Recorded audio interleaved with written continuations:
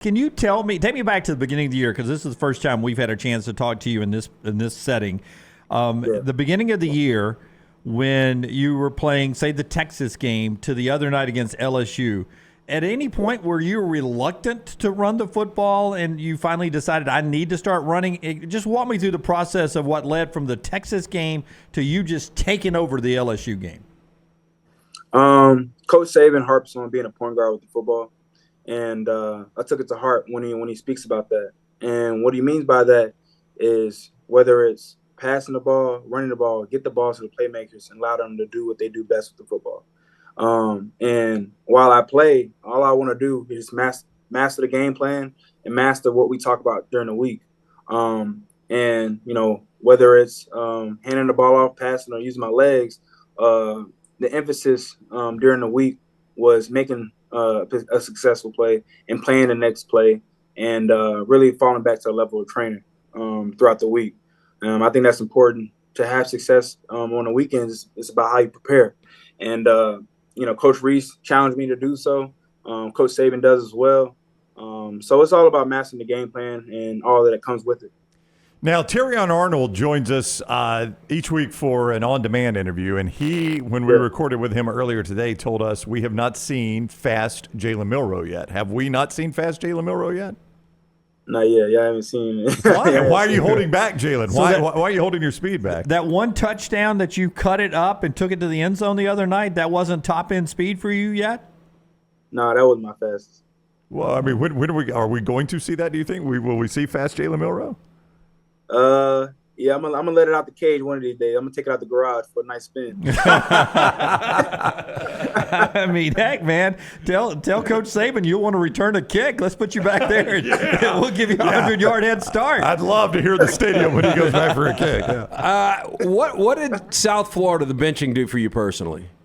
Because that seemed like a major moment for this team, because coming out of that game, you guys seem to have gotten better each and every game.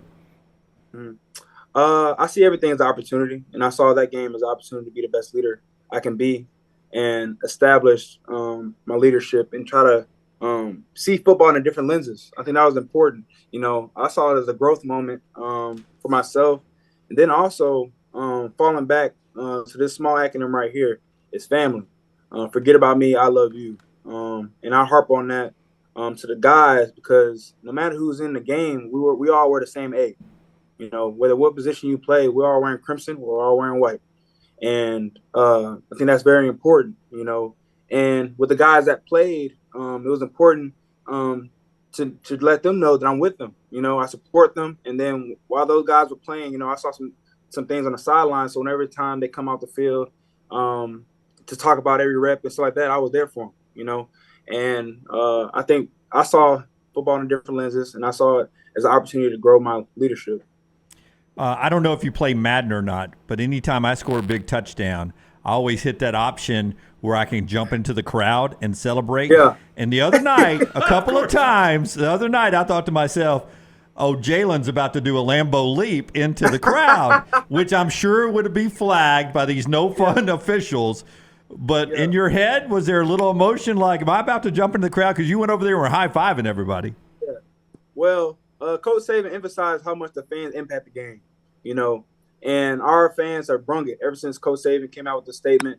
And to acknowledge how well they're impacting the game, I made sure to give them some high fives. I went over there, every single touchdown that I had, let them know, hey, man, I appreciate you. I appreciate the energy y'all bring to the stadium, because it's impacted us, and we play even better, So they are a big influence to the game, and so it was a point of emphasis to try to give them a high five. Jalen Milroe is with us, the Alabama quarterback, with us each week, courtesy of CraneWorks, RentalWorks, and WasteWorks. He is with us on the JohnstonRVCenter.com hotline, just like for the big dog with CraneWorks.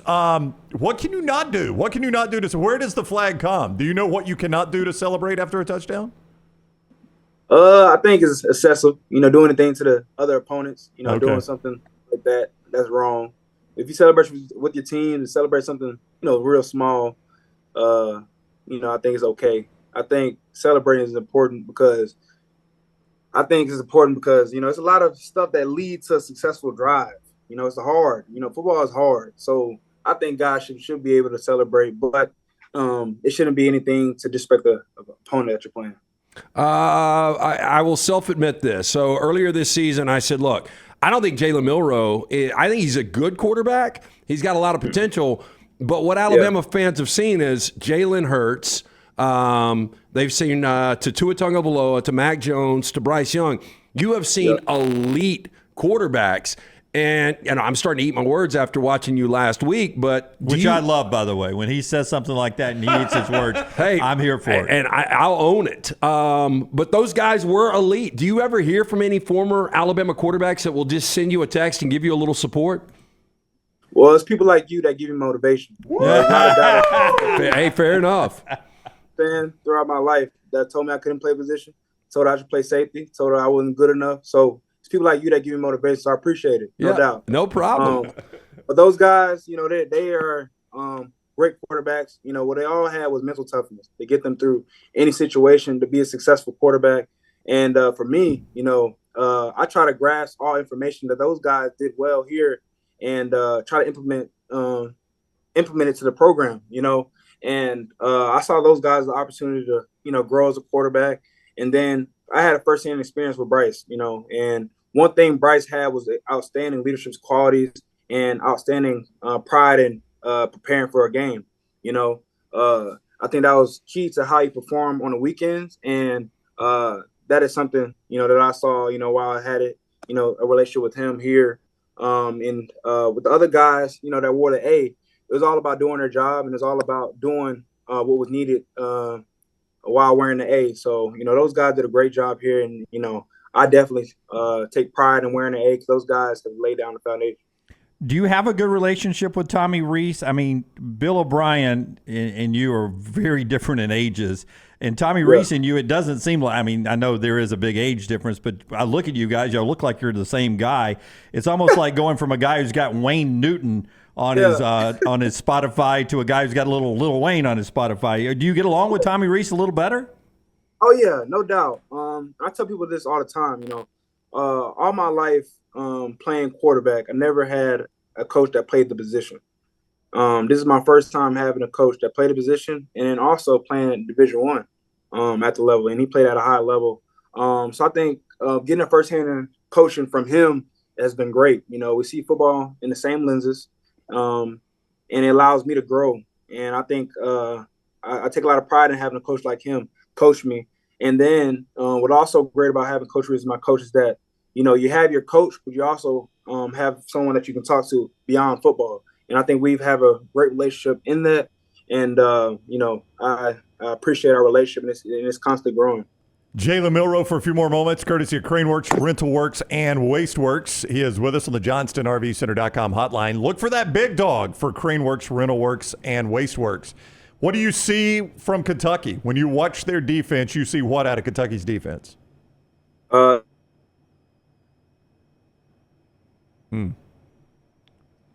mean, one game plan question, and Alabama shuts us down. Oh, wait. We lost you for a second. We lost your connection for a second. If you do not mind just restarting, I'll pretend like I just asked the question. What do you see out of Kentucky?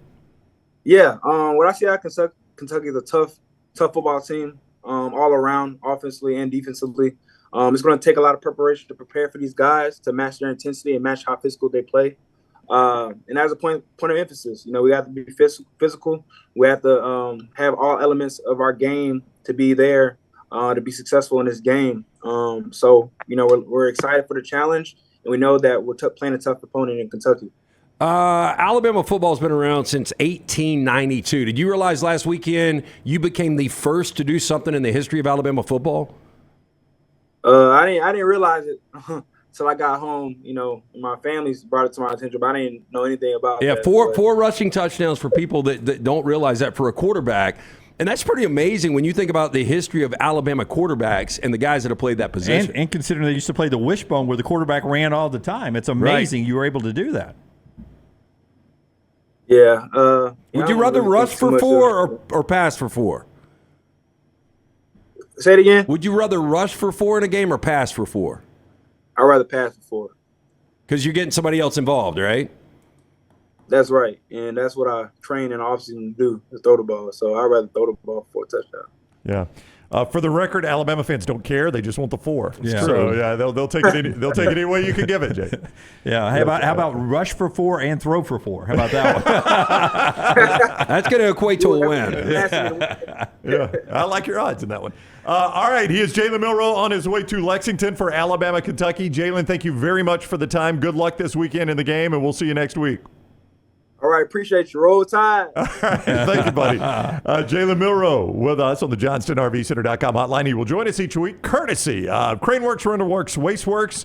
You can just look for that big dog to find CraneWorks, RentalWorks, and WasteWorks.